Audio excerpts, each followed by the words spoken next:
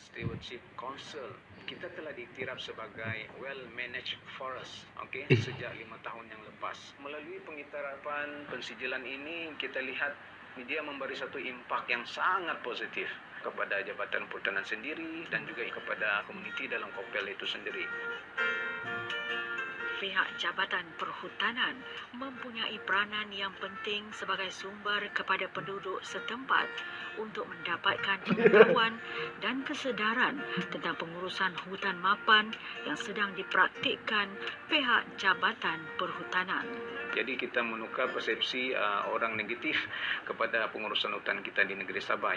Kita mengurus hutan simpan ini bukan semata-mata untuk dibalak dan memusnahkan alam sekitar. Jadi dengan kaedah pengurusan yang berkekalan ini, hutan kita terjaga, hutan kita diurus dengan bijak, dengan harmoni dan untuk kesejahteraan sejagat sebenarnya.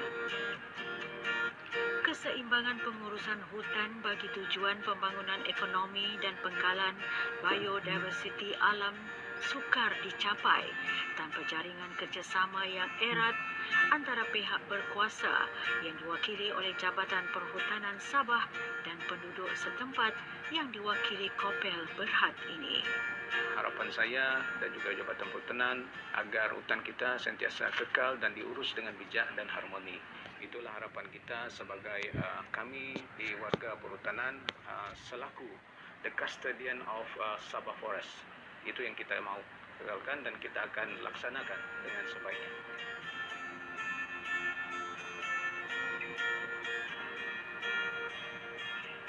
Bagi Nur Saleh sendiri, setelah 20 tahun menumpahkan sumbangan bakti kepada dunia konservasi alam sekitar di Mukim Batu Putih ini, sesungguhnya menjadi satu kepuasan kepada dirinya. Walau serba kekurangan, namun jiwa besar dan semangat tinggi Nur Saleh dalam membantu ketiga-tiga agensi inilah yang meletakkan dirinya terlalu istimewa. Kerana dialah sebenarnya penjaga hutan bin Supu.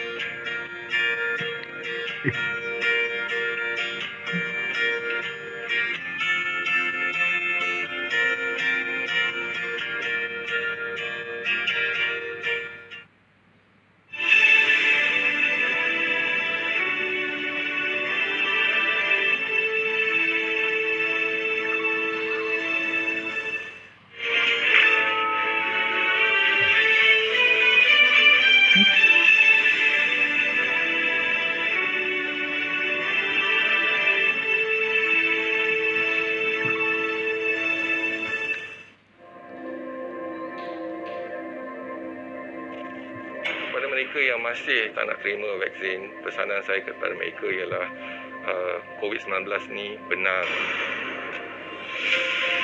Janganlah kita elakkan daripada mendapat vaksin kerana dia mungkin akan menyebabkan kematian dan jangkitan dalam keluarga kita.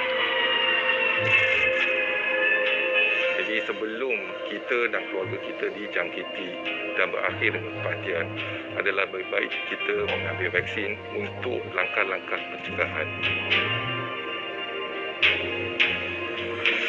Vaksin yang telah pun diluluskan oleh NPRA adalah selamat dan berkesan. Jadi inilah langkah-langkah pencegahan yang dapat kita ambil untuk mengelakkan jangkitan dan juga kematian. masih belum menerima vaksin tampil ke depan untuk mendapatkan vaksin dengan seberapa segera. Dan nasihat kita kepada semua mereka yang masih belum menerima vaksin.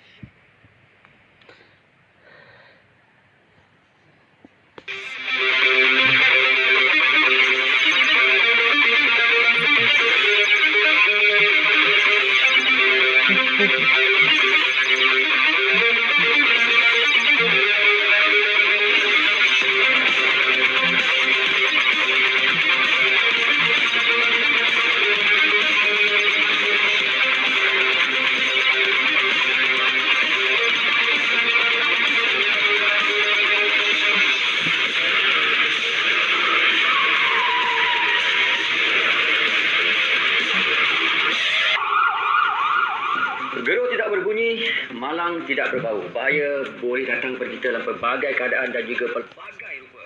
Bersedia dan mencegah adalah lebih baik daripada sudah terhantuk baru terngagah. Hai, saya Kiran. Dan saya Nik Nur Syuhada. Selamat menyaksikan Awas, rancangan yang mengupas juga menyentuh tentang isu-isu keselamatan diri dan juga alam sekitar. Saban tahun, jenayah jalanan merupakan sesuatu yang cukup berbahaya dan cukup menjadi kebimbangan di hati setiap lapisan masyarakat. Saya tahu tak, jenayah jalanan manakah yang kerap kali menjadi perbualan dekat Malaysia ni? Kalau kita cakap pasal jenayah jalanan, benda yang saya fikir mesti jenayah ragut.